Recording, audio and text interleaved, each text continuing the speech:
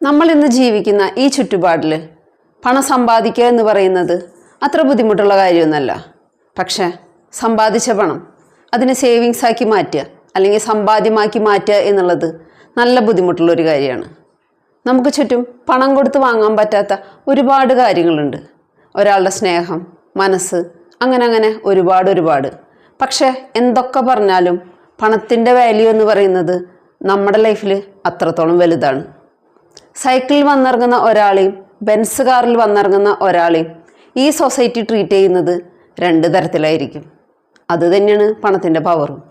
നിങ്ങൾ കഷ്ടപ്പെട്ട് ഉണ്ടാക്കുന്ന പണം അത് എന്ത് ചെയ്യണമെന്ന് തീരുമാനിക്കുന്നത് നിങ്ങളാണ്. അതിനെ ചോദ്യം ചെയ്യാനുള്ള റൈറ്റ്സ് ഇവിടെ ആർക്കുമില്ല. കൺട്രോൾ ഇല്ലാണ്ട് പണം ചെലവാക്കുന്നതിൻ്റെ ആഫ്റ്റർ എഫക്റ്റ് ഇന്നല്ല മനസ്സിലാവുക. ഒരു 10-20 കൊല്ലം കഴിയുമ്പോൾ ചിലപ്പോൾ തോന്നും പൈസയുടെ കാര്യത്തിൽ കുറച്ചുകൂടെ ഒന്ന് ശ്രദ്ധിച്ചിരുന്നെങ്കിൽ ഇന്ന് എന്തെങ്കിലുമൊക്കെ ബാക്കിയുണ്ടായേനേന്ന്. 20 കൊല്ലമൊക്കെ ജീവിച്ചിരിക്കുമോ എന്ന് ഇത് കേൾക്കണ ചിലരെങ്കിലും ചിന്തിക്കും. ജീവിച്ചിരിക്കില്ല എന്ന് ഉറപ്പൊന്നുമില്ലല്ലോ. കൊല്ലം കുറച്ച് കഴിയുമ്പോൾ ആരോഗ്യം, സമയം ഇത് രണ്ടും നമ്മുടെ കയ്യിലുണ്ടാവില്ല. മക്കളൊക്കെ വലുതായിട്ടുണ്ടാവും. അന്ന് അവരുടെ മുന്നിൽ കൈനീട്ടാതെ അവരെ ആശ്രയിക്കാതെ നമുക്ക് ജീവിക്കണമെങ്കിൽ ആരോഗ്യമുള്ള സമയത്ത് സേവിങ്സ് ഉണ്ടാക്കണം. കടം കൂടുന്നതിൻ്റെ പ്രധാന കാരണം നമ്മുടെ ലൈഫ് സ്റ്റൈൽ ഹാബിറ്റ്സ് തന്നെയാണ്. വരുമാനത്തിനേക്കാൾ കൂടുതൽ ചിലവാക്കി അത് വീട്ടാൻ കടം വാങ്ങി അതിൻ്റെ പലിശയും കൊടുക്കണം. ഇതിങ്ങനെ തുടർന്നു പോയാൽ സാമ്പത്തികമായി നമ്മൾ മുന്നോട്ടല്ല പോണത്, പിന്നോട്ടാണ് പോയിക്കൊണ്ടിരിക്കുന്നത്. ചെലവുകളെ നിയന്ത്രിക്കാൻ നിങ്ങൾക്ക് കഴിഞ്ഞാൽ സ്വാഭാവികമായും നിങ്ങളുടെ കയ്യിൽ പണം നിൽക്കും. നിങ്ങളുടെ കയ്യിൽ പണം നിൽക്കണമെങ്കിൽ എന്തൊക്കെ ചെയ്യണം എന്നല്ല, എന്തൊക്കെ ചെയ്യരുത് എന്നാണ് ആദ്യം അറിയേണ്ടത്. 6 ടിപ്സ് പറയാം. ഈ 6 ടിപ്സും നിങ്ങൾ കൃത്യമായിട്ട് ഫോളോ ചെയ്താൽ നിങ്ങളുടെ ലൈഫിൽ നിങ്ങൾ പോകെ ഫിനാൻഷ്യലി സ്റ്റേബിളായിരിക്കും. 100% ഉറപ്പ്. 1. ആഡംബര ചെലവ്. ചില ആളുകൾക്ക് ഒരു സ്വഭാവമുണ്ട്, മറ്റുള്ളവരുടെ മുന്നിൽ ആളാവാൻ വേണ്ടി മാത്രം പൈസ ചിലവാക്കുക എന്നുള്ളത്. സ്ഥിരമായിട്ട് വരുമാനമൊന്നും ഉണ്ടാവില്ല, പക്ഷെ ഇവരുപയോഗിക്കുന്നത് വില കൂടിയ കാറും ഫോണും ഒക്കെ ആയിരിക്കും. ഒരാവശ്യമില്ലെങ്കിലും മറ്റുള്ളവരുടെ മുന്നിൽ നമ്മൾ കുറച്ച് ഹൈ ലെവലിലാണ് നിൽക്കുന്നത് എന്ന് കാണിക്കാൻ വേണ്ടി മാത്രം പൈസ ചിലവാക്കും. ഒരു സൈഡിൽ കടങ്ങനെ കൂടി വരുന്നുണ്ടാവും, പക്ഷെ അതിനൊന്നും ഇവർ വലിയ പ്രാധാന്യം കൊടുക്കില്ല. ആരുടെ മുന്നിലാണോ ആളാവാൻ വേണ്ടി ഈ കടമൊക്കെ വാങ്ങിക്കൂട്ടിയത് അവരാരും കടം വീട്ടാൻ 1 രൂപ പോലും തരില്ല എന്ന് ഇവർ ചിന്തിക്കില്ല. ആഡംബര ചെലവ് കൊണ്ട് ജീവിതത്തിൽ നഷ്ടം മാത്രമേ ഉണ്ടാവൂ. 2. ഓഫറുകളിൽ നിന്ന് മാറി നിൽക്കുക. ഒരാവശ്യം ഉണ്ടാവില്ല, പക്ഷെ ഓഫർ ഉണ്ട് എന്ന ഒറ്റ കാരണം കൊണ്ട് വാങ്ങിച്ചു കൂട്ടിയ എത്രയോ സാധനങ്ങൾ വീട്ടിലുണ്ട്. ഒരു ക്ലോക്ക് കണ്ടു, 50% ഓഫർ. വീട്ടിൽ 4 ക്ലോക്ക് ഉണ്ട്, പക്ഷെ എന്നാലും വാങ്ങും. ഓഫർ ഉണ്ട് എന്ന ഒറ്റ കാരണം കൊണ്ട്. ഓഫർ കണ്ട് ഒരു സാധനം വാങ്ങുന്നുണ്ടെങ്കിൽ അതുകൊണ്ട് ലാഭം നമുക്കല്ല, കടക്കാരന് മാത്രമാണ്. 3. Credit card. നിങ്ങൾ ആദ്യം തന്നെ ഒരു കാര്യം മനസ്സിലാക്കണം. ഈ ഡെബിറ്റ് കാർഡ് എന്ന് പറയുന്നത് നമ്മുടെ കയ്യിലുള്ള പണം കൊടുത്തിട്ടാണ് നമ്മളൊരു സാധനം വാങ്ങണത്. പക്ഷേ ക്രെഡിറ്റ് കാർഡ് അങ്ങനെയല്ല.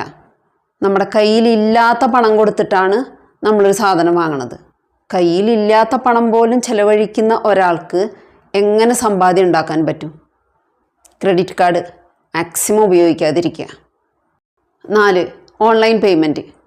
പണ്ടൊക്കെ കടയിൽ പോയി കഴിഞ്ഞാൽ പോക്കറ്റിൽ നിന്ന് പേഴ്സാണ് എടുക്കുക, പക്ഷേ ഇപ്പോൾ ഫോണാണ് എടുക്കണത് GPay ചെയ്യാനായിട്ട്. നമ്മുടെ കയ്യിൽ പേഴ്സ് ഉണ്ടെന്ന് വെച്ചെങ്കിൽ അതിലെത്രത്തോളം പൈസ ഉണ്ട്, അതിന് എത്ര ചിലവായി, ഇനി ഇത്രേ ബാക്കിയുള്ളൂ, ഇതൊക്കെ നമുക്ക് കൃത്യമായിട്ട് അറിയാൻ പറ്റും. പക്ഷേ നമ്മൾ ഈ ഓൺലൈൻ പേയ്മെൻറ്റ് ചെയ്യുമ്പോൾ നമുക്കിതൊന്നും മനസ്സിലാവില്ല. ഇതിങ്ങനെ പോയിക്കൊണ്ടിരിക്കും ഇതിന്ന്.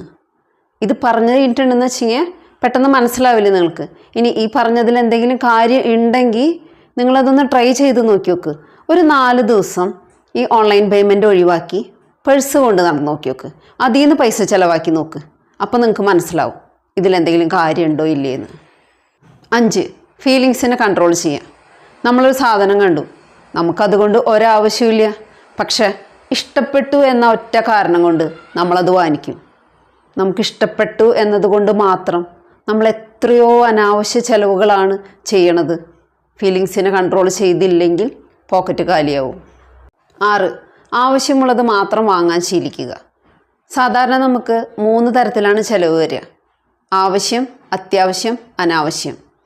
വാങ്ങാൻ പോണത് ഒരു കാറായാലും ടി വി ആയാലും അതല്ല കിച്ചണിലേക്ക് ഒരു പ്ലേറ്റ് ആണെങ്കിലും ഈ 3-ൽ ഏതാണ് എന്ന് അവനവനൊരു ബോധ്യം ഉണ്ടായിരിക്കണം. കിച്ചണിലേക്ക് പ്ലേറ്റ് വാങ്ങിയിട്ട് അവസാനം കൊണ്ടുവന്ന് അത് ഷെൽഫിൻ്റെ ഉള്ളിലേക്ക് എടുത്തു വെച്ച് പിന്നെ ഉപയോഗിക്കാം എന്ന് പറയുന്നവരാവും നമ്മളിൽ പലരും.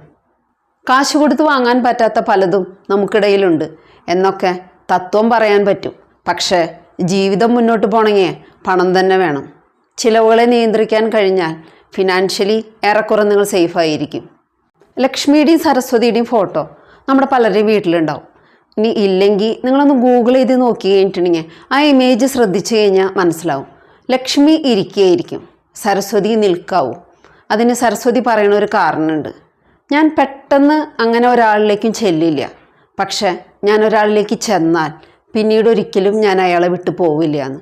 അതായത് നമുക്കൊരു അറിവ് സ്വന്തമാക്കണമെങ്കിൽ നമ്മളതിനു വേണ്ടി ഒരുപാട് ബുദ്ധിമുട്ടേണ്ടി വരും, ഒരുപാട് കഷ്ടപ്പെടേണ്ടി വരും. എന്നാലാണ് നമുക്ക് ആ അറിവ് കിട്ടുക. പക്ഷേ നമുക്ക് ആ അറിവ് കിട്ടിക്കഴിഞ്ഞാലോ പിന്നീട് ഒരിക്കലും ആ അറിവ് നമ്മളെ വിട്ടു പോവില്ല. പക്ഷേ ലക്ഷ്മി അങ്ങനെയല്ല. പെട്ടെന്ന് ഒരാളിലേക്ക് കയറി വരും, പെട്ടെന്ന് തന്നെ ഇറങ്ങി പോവും. ലക്ഷ്മി ഒരാളിലേക്ക് കയറി വരുമ്പോൾ ലക്ഷ്മി നിൽക്കണോ വേണ്ടയോ എന്ന് തീരുമാനിക്കുന്നത് അയാൾ തന്നെയാണ്. അനാവശ്യമായി പൈസ ചെലവഴിക്കുമ്പോൾ അത് ലക്ഷ്മിയെ അപമാനിക്കുന്നതിന് തുല്യമാണ്. അപമാനിക്കപ്പെടുന്ന ഇടങ്ങളിൽ ലക്ഷ്മി നിൽക്കാറില്ല. നമ്മുടെ ജീവിതത്തിൽ ലക്ഷ്മി നമ്മളോടൊപ്പം നിൽക്കണോ വേണ്ടയോ എന്ന് തീരുമാനിക്കുന്നത് നമ്മൾ തന്നെയാണ്.